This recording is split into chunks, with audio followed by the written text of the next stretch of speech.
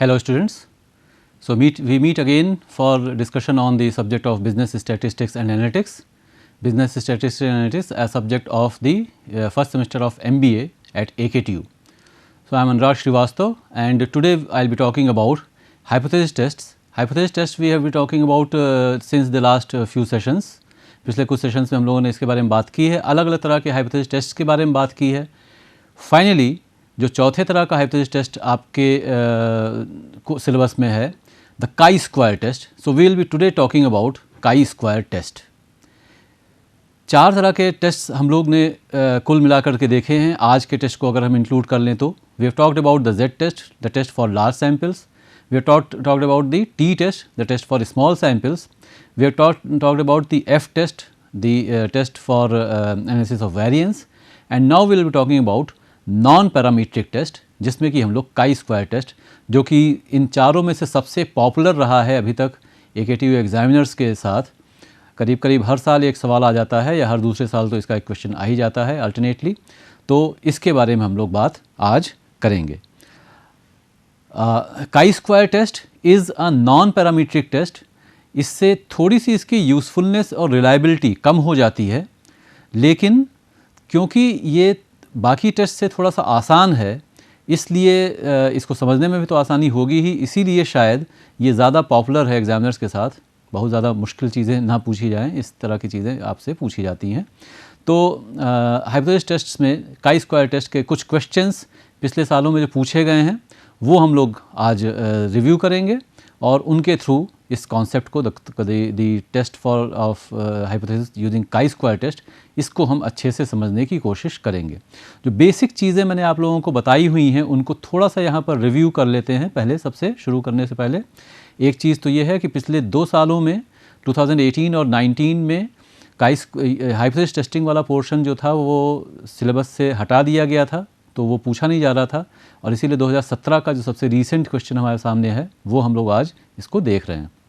इसके अलावा उससे पहले के भी कुछ क्वेश्चंस हम लोग देखेंगे और इस साल से फिर से सिलेबस में इंक्लूड कर लिया गया है. It should be a part of business statistics syllabus और उसको दोबारा से इसमें लाया गया है. और वी शुड एक्सपेक्ट कि काई स्क्वायर का क्वेश्चन कोई ना कोई पूछा जाएगा. एक और चीज़ जो थोड़ी सी आसान कर देती है आपके काम को वो ये है कि ज़्यादातर केसेस में कई बार सेम या सिमिलर क्वेश्चंस आए हैं काई स्क्वायर टेस्ट से रिलेटेड भी, तो डेटा थोड़ा सा चेंज करके या कभी कभी बिना डेटा चेंज किए भी क्वेश्चंस आ गए हैं, रिपीट हुए हैं, रिपीटिशंस भी हुए हैं. नहीं भी रिपीटिशंस होते हैं तो एक सिंपल सा पैटर्न है और उसको फॉलो करके हम लोग काई स्क्वायर टेस्ट को का यूज़ आसानी से कर सकते हैं. This is one of the easiest hypothesis tests. Hypothesis testing जो कि सबसे ज़रूरी आस्पेक्ट है बिजनेस स्टैटिस्टिक्स का. मैंने आपको बताया हुआ है पहले से कि फर्स्ट 4 यूनिट्स में आपने जो भी कुछ पढ़ा है, अब ये टाइम है 5th यूनिट में उस सब को अप्लाई करके और हम कंक्लूजन्स निकालने की कोशिश करते हैं. स्टैटिस्टिक्स में mainly we talk about collecting data collect करके उसको टेबुलेट और प्रेजेंट तो करते ही हैं. डेटा का कलेक्शन एक इम्पॉर्टेंट चीज़ है. 4 यूनिट्स में जो कुछ भी आपने पढ़ा वो डेटा की एनालिसिस से रिलेटेड था.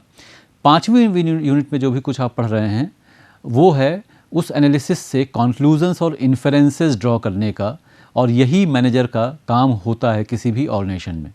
डेटा कलेक्ट करने का काम कोई और करेगा, डेटा को एनालाइज करने का काम भी मोस्टली कोई और करेगा.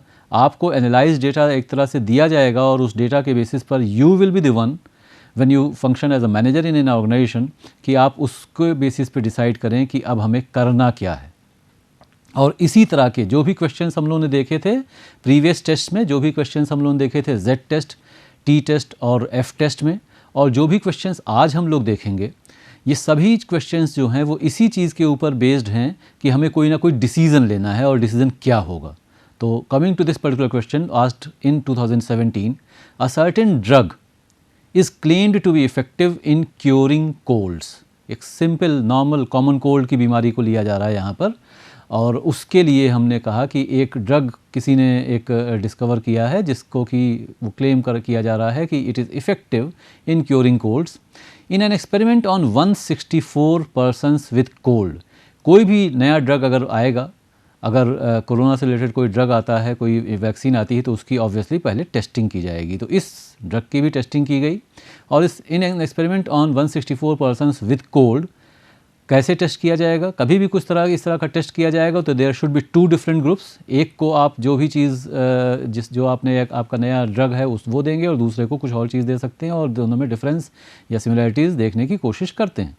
तो 164 persons with cold, half of them, 164 का आधा 82 लोगों को, half of them were given the drug and half of them were given simple sugar pills, चीनी की गोली दे दी गई। The patients reactions to the treatment are recorded in the table given below. नीचे जो टेबल दिया हुआ है, क्या रिएक्शन है?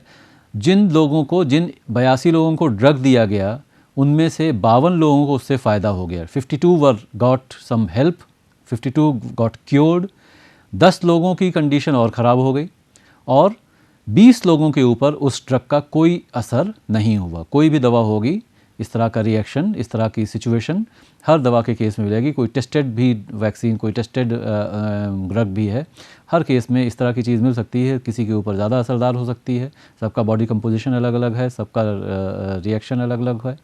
तो किसी को हेल्प कर सकता है, किसी को ज़्यादा टाइम लग सकता है, किसी को कम टाइम लग सकता है। तो वही चीज़ यहाँ पर भी हो रही है। This drug helped 52 people out of 82, harmed 10 people and had no effect on 20 people. जिन 82 लोगों को शुगर पिल्स दिए गए उसमें से 44 को आराम हो गया। कोल्ड है तो ठीक तो होगा ही, common cold, it will get cured on its own also. तो मे भी ऐसा भी केस हो सकता है। ड्रग जिनको दिया गया उनके केस में भी ऐसा हो सकता है। ऐसा नहीं है कि ड्रग से फ़ायदा ही हो रहा है, तो दोनों ही केसेस हो सकते हैं। तो शुगर पिल जिनको दिया गया उनमें से 44 को फ़ायदा हो गया, 12 की सिचुएशन ख़राब हो गई और 26 के ऊपर कोई असर नहीं हुआ। ये इन्फॉर्मेशन हमको दी जा रही है। We have to test the hypothesis that the drug is no better than the sugar pills for curing cold. Test the hypothesis that the drug is no better than sugar pills for curing cold. अब एक एक चीज़ समझ करके लेकर के इस question को हम लोग समझेंगे और इस क्वेश्चन को समझ करके काई स्क्वायर टेस्ट को पूरी तरह से हमें देखना है कैसे इसको कंडक्ट करना है। तो पहली चीज़ तो ये है कि जो क्या इस क्वेश्चन में थोड़ी सी आसान चीज़ें हैं, क्या इस क्वेश्चन में थोड़ी सी मुश्किल चीज़ें हैं। यहाँ हाइपोथेसिस साफ साफ लिखी हुई है। Test the hypothesis that the drug is no better than sugar pills for curing cold. Chi square test के केस में कम से कम हम लोगों से एक जनरल तरीका जो क्वेश्चन पूछने का है ऐसा ही कुछ आएगा। बहुत बार कई बार इस तरह के क्वेश्चंस आए हैं कि कोई नई ड्रग है, कोई नया ड्रग है, कोई नई वैक्सीन है और उसका इम्पैक्ट कैसा है नहीं है ये हमें जानना है, उससे कुछ फ़ायदा है या नहीं है ये हमको जानना है। हर केस में नल हाइपोथेसिस हमारी क्या होगी कि कोई भी इम्पैक्ट नहीं है, कोई भी इम्पैक्ट नहीं है, कोई इम्पैक्ट नहीं है इस ड्रग का। तो इसका क्या मतलब है? चाहे ड्रग दीजिए, चाहे चीनी की गोली खाने को दे दीजिए, चाहे ड्रग दीजिए, चाहे शक्कर गोली खाने दे दीजिए, कोई फ़र्क नहीं पड़ेगा। तो वही हाइपोथेसिस यहाँ पे मेंशन्ड है, that test the hypothesis that the drug is no better than sugar pills for curing cold. Sugar pill तो ऑब्वियसली उससे कोई असर नहीं होना है, ड्रग से भी कोई भी असर नहीं हो रहा है, ये हमने हाइपोथेसिस ली। तो अगर ये हाइपोथेसिस है that drug is no better than curing cold, तो न अल्टरनेट हाइपोथेसिस हो जाएगी कि बेसिकली, बल्कि इसको भी थोड़ा सा चेंज करके हम क्या लें कि शुगर पिल और ड्रग के बीच में कोई अंतर नहीं है। एक इंडिविजुअल जिसको कि कोल्ड है उसको चाहे आप वो ये पर्टिकुलर ड्रग दे दीजिए, चाहे शुगर पिल दे दीजिए, कोई फ़र्क नहीं पड़ेगा। जो हाल उसका ड्रग खाने से होगा, ड्रग लेने से होगा, जो ये पर्टिकुलर ड्रग है, ये दवा जो है, वही हाल उसका शुगर पिल से भी होगा। तो कोई डिफरेंस नहीं है। और दूसरा है डिफरेंस है एक्चुअली काई स्क्वायर टेस्ट हमको ये नहीं बता सकता है कि अगर डिफरेंस पॉजिटिव है कि नेगेटिव है, सीधे सीधे वो उससे नहीं पता चलेगा। हमें उससे केवल ये पता चलेगा कि दो अलग अलग चीज़ों में कोई डिफरेंस है या कि नहीं है। दोनों चीज़ें पूरी तरह से सिमिलर हैं, दो या दो से ज़्यादा भी हो सकती हैं। तो ये चीज़ें आपस में पूरी तरह से सिमिलर हैं या डिससिमिलर हैं। डिससिमिलर हैं तो कौन सी बेटर है, कौन सी वर्स है, ये हम नहीं जान पाएंगे। तो वो जानने का पूछा, लेकिन यहाँ पे यही जा रहा है, तो वो भी कैसे करेंगे, we will come to that also. लेकिन ये हमें ध्यान रहे कि काई स्क्वायर टेस्ट हमको क्या बताता है, between two or more things is there any difference or is there not any difference. और ऑब्वियसली डिफरेंस तो हमें दिख ही रहा है, टेबल जो दी हुई, डेटा जो दिया हुआ उसमें डिफरेंस तो हमको दिख ही रहा है। तो डिफरेंस जो है वो सिग्निफिकेंट, ये टर्म मैंने पहले भी यूज़ किया था, वो सिग्निफिकेंट है या नहीं है। नल हाइपोथेसिस डिफरेंस सिग्निफिकेंट नहीं है, अल्टरनेट हाइपोथेसिस डिफरेंस सिग्निफिकेंट है। काई स्क्वायर की जब वैल्यू देखेंगे, हम कैलकुलेट करेंगे और टेबल से वैल्यू देखेंगे तो कैलकुलेटेड वैल्यू टेबलेटेड वैल्यू से कम है तो कोई डिफरेंस नहीं है, डिफरेंस इनसिग्निफिकेंट है या difference is not significant. Calculated value अगर टेबलेटेड वैल्यू से ज़्यादा है तो डिफरेंस सिग्निफिकेंट है। अब ये सिग्निफिकेंट डिफरेंस किसके फेवर में है? जब हमें यहाँ पर अगर मान लीजिए ये पता चल जाता है कि ड्रग जिनको दिया जा रहा है और शुगर पिल जिनको दी जा रही है, उन दोनों के ऊपर अलग अलग असर हो रहा है, there is a difference between their reaction to drug and sugar pill. तो अब ये तो हमें मालूम है कि ड्रग से ही फ़ायदा हो सकता है, शुगर पिल से तो फ़ायदा नहीं होगा, तो maybe drug is better, but even then मतलब हम पता हमें केवल इतना ही चला है अभी भी कि दोनों से कुछ अलग इम्पैक्ट पड़ रहा है लोगों पे, हो सकता है शुगर पिल से फ़ायदा हो रहा हो। तो कैसे जानेंगे कि ड्रग से फ़ायदा हो रहा है, उस पर भी हम लोग आगे जब इसको सॉल्व करेंगे तो आएंगे। तो एक चीज़ तो होगी। दूसरी चीज़, जब भी ऐसा कुछ क्वेश्चन होगा जब जिसमें कि ऐसा कुछ पूछा जा रहा है कि डिफरेंस है या नहीं है, तो वहाँ पर काई स्क्वायर टेस्ट ही लगेगा, वहाँ पर काई स्क्वायर टेस्ट का ही यूज़ किया जाएगा। और कोई भी टेस्ट, 4 ही ऑप्शंस है आपके पास, Z, T, chi square and F test. तो जहाँ पे भी कुछ इस तरह की बातें की जा रही है कि भाई 2 अलग अलग चीज़ें हैं, 3 अलग अलग चीज़ें हैं, 10 अलग अलग चीज़ें हैं, उनमें अंतर है या नहीं है, तो we will make use of chi square test. Mention किया गया है तो बहुत अच्छी बात है, यहाँ पे मेंशन नहीं किया गया है तो भी काई स्क्वायर टेस्ट का यूज़ किया जाएगा। अक्सर एक और चीज़, क्वेश्चन में ही आपको काई स्क्वायर की जो टेबलेटेड वैल्यू है वो दी जा सकती है, नहीं दी गई है तो आपको टेबल प्रोवाइड की जाएगी और उससे आपको इसकी वैल्यू निकालनी होगी। वो भी हम लोग देखेंगे थोड़ा सा कि कैसे पता चलेगा। Coming to this question and proceeding with solving it. तो हाइपोथेसिस टेस्टिंग के जो स्टेप्स हैं उन्हें हमें अप्लाई करना है। क्या क्या स्टेप्स हैं? Formulate the hypothesis. कोई भी Z test, T test, F test, chi square test, कोई भी टेस्ट होगा, हर केस में पहला स्टेप तो यही होगा कि हमें हाइपोथेसिस फॉर्मुलेट करनी है। हाइपोथेसिस फॉर्मुलेट करेंगे कैसे? क्वेश्चन जो दिया हुआ है, जो एक्चुअल क्वेश्चन है, क्वेश्चन जब भी ये बोला जाता है कि क्वेश्चन क्या है, तो कभी कभी स्टूडेंट्स कंफ्यूज हो जाते हैं कि ये जो पूरा यहाँ से लिखा हुआ है, a certain drug is claim to be effective in curing colds in an experiment, ये पूरा लेकर के लास्ट का जो वर्ड है टेस्ट द हाइपोथेसिस दैट, ये सेंटेंस जो हो गया, ये पूरा सेंटेंस है। This entire paragraph is not the question. Question में 2 पार्ट होंगे, हम बोल सकते हैं ब्रॉडली कि एक पार्ट में कुछ आपको डेटा दिया होगा, कुछ एक सिचुएशन दी होगी, और दूसरे पार्ट में दिया होगा कि क्या क्वेश्चन है। तो लास्ट लाइन जो यहाँ पर है वो हमारा क्वेश्चन है। Test the hypothesis that the drug is no better than sugar pills for curing cold, this is the question. बाकी सब क्या है? बाकी सब एक केस सिचुएशन है, बाकी सब एक जो डेटा है वो आपको प्रोवाइड किया जा रहा है, यही है। तो क्वेश्चन हमारा जो है उसी से हमारी हाइपोथेसिस बन जाएगी। फॉर्मुलेट द हाइपोथेसिस, तो हमें फॉर्मुलेट करनी है hypothesis. The hypothesis that the hypothesis will be drug is no better than sugar pills for curing cold, या there is no difference, there is no, it is even better to use the word significant, there is no significant difference between sugar pill and drug in curing cold. अगला काम होगा significance level की हम बात करेंगे। तो significance level भी question में दिया रहेगा। सिग्निफिकेंस लेवल की हमने जो हम बात कर रहे थे उसका क्या मतलब था? 1%, 5%, 10%, 20%, what ever be the significance level, उसका मतलब है कि हम कितना ये मान रहे हैं, हमारा जो भी कंक्लूजन होगा वो कितना रिलायबल है, उस पर कितना भरोसा किया जा सकता है, that is this significance level. It will at many times be given in the question और it may not be given in the question, then you will assume कुछ भी आपके वो ऊपर है कि आप 1% ले, 5%, यही सब दोनों सबसे कॉमनली लिए जाते हैं सिग्निफिकेंस लेवल्स।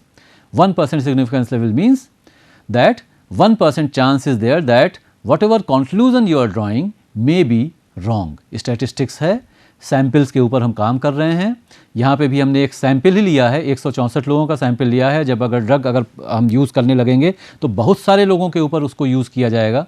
तो सैम्पल के ऊपर जो भी कुछ स्टडी होगी उसकी कुछ ना कुछ लिमिटेशन होगी। It can never be 100% accurate. तो what is the accuracy, what is the reliability? it is 99% if we take 1% level of significance, it is 95% if we take 5% level of significance. तो हमें यहाँ पर वो डिसाइड करना है. Test statistic या तो क्वेश्चन में अगेन दी होगी या फिर हमें डिसाइड करनी होगी Z test, T test, F test या काई स्क्वायर टेस्ट. यहाँ पर मैंने आपको बताया काई स्क्वायर टेस्ट यूज़ करना है क्योंकि दो अलग अलग चीज़ों में कंपैरिजन करना है. कंप्यूट द टेस्ट स्टैटिस्टिक, उसका कंप्यूटेशन होगा. हर स्टैटिस्टिक का जो कंप्यूटेशन का प्रोसेस है अलग अलग है. यहाँ पे क्या प्रोसेस है अभी हम लोग देखेंगे.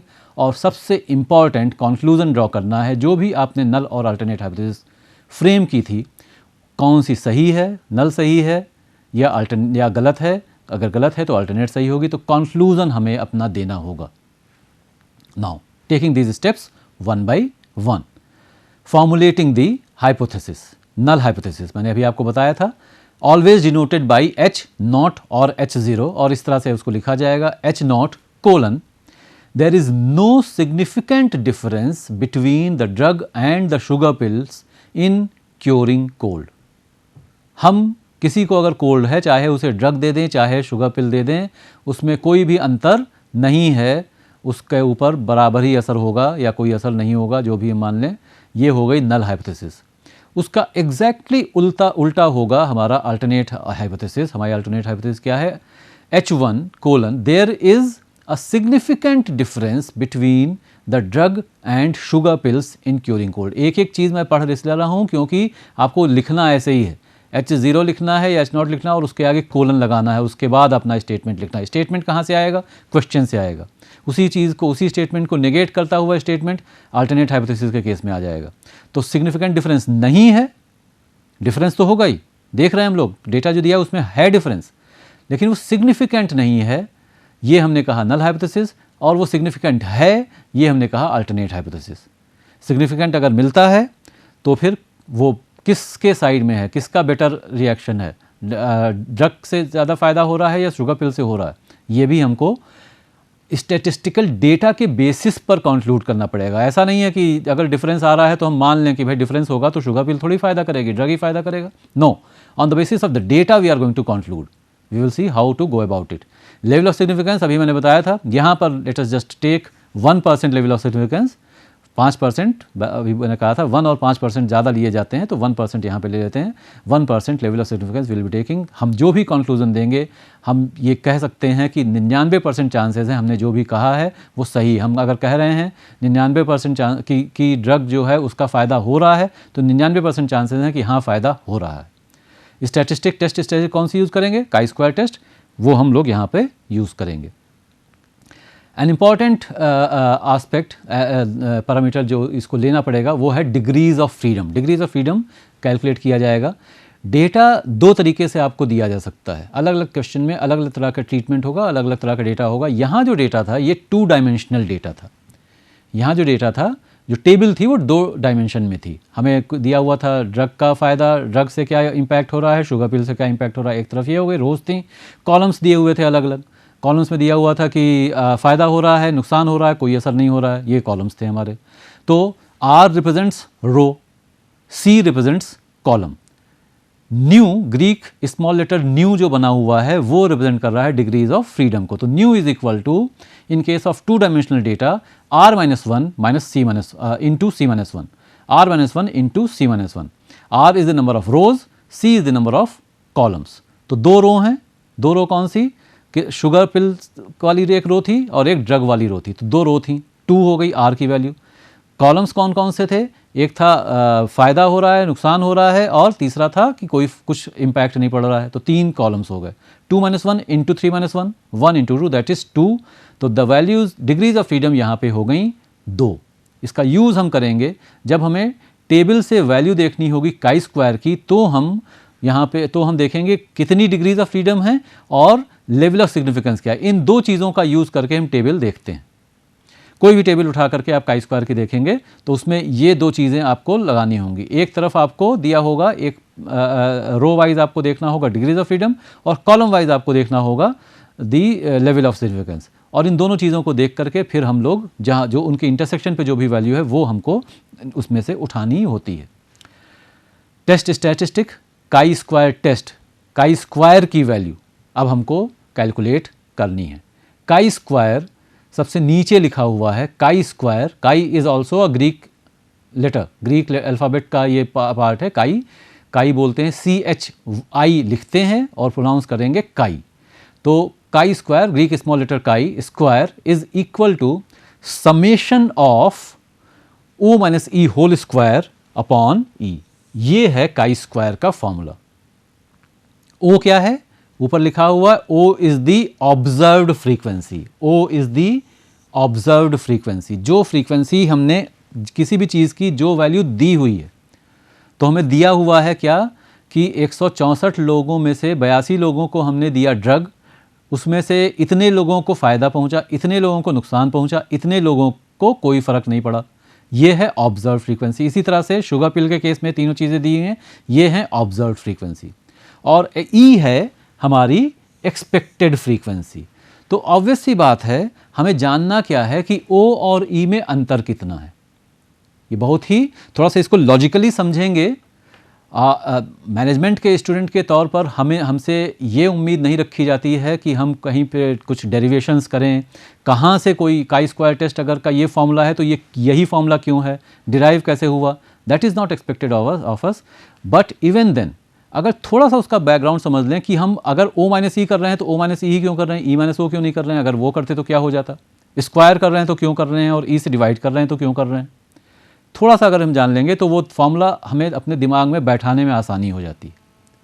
तो हमें जानना क्या है, हमें ऑब्वियसली यही जानना है कि एक्सपेक्टेड क्या है। अगर हमने जब ये माना है कि नल हाइपोथेसिस हमने ये मानी है कि शुगर में और जो ड्रग है उसमें कोई अंतर है ही नहीं, तो अंतर नहीं है इसका मतलब है कि क्या एक्सपेक्टेड होगा कि अगर हमने 30 लोगों को दिया, अगर हमने 30 लोगों को ड्रग दिया तो उसमें से 10 लोगों को फ़ायदा होना चाहिए, 10 लोगों को नुकसान होना चाहिए, 10 लोगों को कुछ नहीं होना चाहिए, यूनिफॉर्म होना चाहिए, मतलब ये एक्सपेक्टेड है। लेकिन ऑब्जर्व्ड कुछ और है। अब ये पक्का है कि एक्सपेक्टेड कुछ भी होगा। एक थोड़ा सा अलग अगर एग्जाम्पल लें, हमें जानना है कि एक क्वाइन टॉस कर रहे हैं, वो क्वाइन बायस्ड है कि अनबायस्ड, वो क्वाइन सही है, हेड्स और टेल्स आने के चांसेस बराबर हैं कि अलग अलग हैं। तो अगर हम उसको 50 बार टॉस करें तो 25 हेड्स आने चाहिए, 25 टेल्स आने चाहिए, ये एक्सपेक्टेड है। लेकिन ये पक्का नहीं है। कोई अनबायस्ड क्वाइन होगा उसमें भी ये पक्का नहीं है। अगर हम उसको 100 बार टॉस करेंगे, 50 बार टॉस का एग्जाम्पल है तो 50 बार अगर टॉस करेंगे तो 25 ही एग्जैक्टली हेड्स आएंगे, 25 ही एग्जैक्टली टेल्स आएंगे, ये तो नहीं हो सकता। क्योंकि हम लिखते गए कि ठीक है, अच्छा 25 बार तो आने चाहिए, और 49 बार टॉस कर चुके हैं, अभी तक 25 हेड्स आ चुके हैं और 24 टेल्स आ चुके हैं, तो 50वीं बार क्या ये पक्का है कि टेल्स ही आएगा? ऐसा तो नहीं कहा सकता है। तो कुछ वेरिएशन तो होएगा ही, उसमें कुछ ना कुछ वेरिएशन होना ही होना है, क्योंकि जो एक्चुअल सिचुएशन है वो थ्योरी से कुछ ना कुछ चेंज होगी। वो जो वेरिएशन है तो वो ऑब्जर्व हो गया। तो एक्चुअली क्या हुआ कि 25 हेड्स और टेल्स आने चाहिए, लेकिन टेल्स आ गए 23 और हेड्स आ गए 27 50 में से। तो अब ये ऑब्जर्व्ड जो है वो एक्सपेक्टेड से थोड़ा सा अलग हो गया। ऑब्जर्व्ड एक्सपेक्टेड से थोड़ा सा अलग हो गया। ये जो अलग है ये कितना अलग है ये हमको जानना है, इसलिए हमने O माइनस ई किया। O minus E whole square क्यों किया? जैसे कि डिफरेंस ही हमारे लिए इंपॉर्टेंट है। O माइनस ई हो चाहे E माइनस ओ हो, तो कभी नेगेटिव होगा कभी पॉजिटिव होगा, उसको स्क्वायर कर दिया साइन का असर ख़त्म करने के लिए। और जो भी डिफरेंस है वो it should be with respect to the expected frequency, इसलिए हमने ई से डिवाइड कर दिया। और सबको जब हम जोड़ देंगे तो आ जाएगा summation of O minus E whole square upon E. तो इस तरीके से अब हमने टेबल बना ली। सबसे पहला कॉलम वही वैल्यूज़ ली हुई हैं हमने जो कि क्वेश्चन में दी हुई थी। एक्सपेक्टेड फ्रीक्वेंसी लेकिन जो है वो क्या होगा कि क्योंकि 6 अलग अलग सिचुएशंस हो सकती हैं और जो टोटल था 164 उसको हमने डिवाइड कर दिया 6 से, इसलिए तो 164 ई की वैल्यू जो हमको मिली इट इज़ 164 डिवाइडेड बाई 6, और ये हमको मिल रहा है 27.33, और ये 27.33 सबके लिए आ जाएगा। यही एक्सपेक्टेड फ्रीक्वेंसी हमारी, यही है हमारी एक्सपेक्टेड फ्रीक्वेंसी। तो ई के सारे कॉलम में यही वैल्यू आ गई। अब हमने निकाला O माइनस ई, O और E का डिफरेंस, ये थर्ड कॉलम आ गया O माइनस ई, उसका स्क्वायर कर दिया, राउंड ऑफ करते जा रहे हैं, दो डेसिमल प्लेसेस तक स्क्वायर कर दिया और E से डिवाइड कर दिया, तो ये वैल्यूज़ आ गई। इनको जब हम ऐड करेंगे तो हमको मिलेगी value 54.05। This is the sum of the last column. Last column का जो टोटल है वो हमको मिल रहा है 54.05। ये आ गया काई स्क्वायर की value, tabulated value, calculated value ये हो गई। अब हम टेबुलेटेड वैल्यू जब देखेंगे, टेबल से जब देखेंगे ऑन डिग्रीज ऑफ फ्रीडम 2 और 1% लेवल ऑफ सिग्निफिकेंस यानी कि 0.01 सिग्निफिकेंस लेवल पर, तो वो वैल्यू है 9.21। कैलकुलेटेड वैल्यू हम देख सकते हैं टेबुलेटेड वैल्यू से काफ़ी ज़्यादा है। The calculated value of chi square is much greater than the tabulated value, therefore the null hypothesis is rejected. Null hypothesis reject हो गई तो इसका मतलब है सिग्निफिकेंट डिफरेंस है। There is a significant difference in the drug and sugar pills in curing cold. अब difference तो है, लेकिन बेटर क्या है? शुगर पिल बेटर है या कि ड्रग बेटर है? कॉमन सेंस ये कहता है ड्रग ही बेटर होगा, लेकिन डेटा क्या कह रहा है? डेटा क्या कह रहा है? It is clear from the data. Data अगर हम देखें तो ये दिख रहा है साफ साफ कि जिनको ड्रग दिया गया था, जिन 64 लोगों को, जिन 82 लोगों को ड्रग दिया गया था, उसमें से जो जितने लोगों को फ़ायदा हुआ वो शुगर पिल के से ज़्यादा हैं।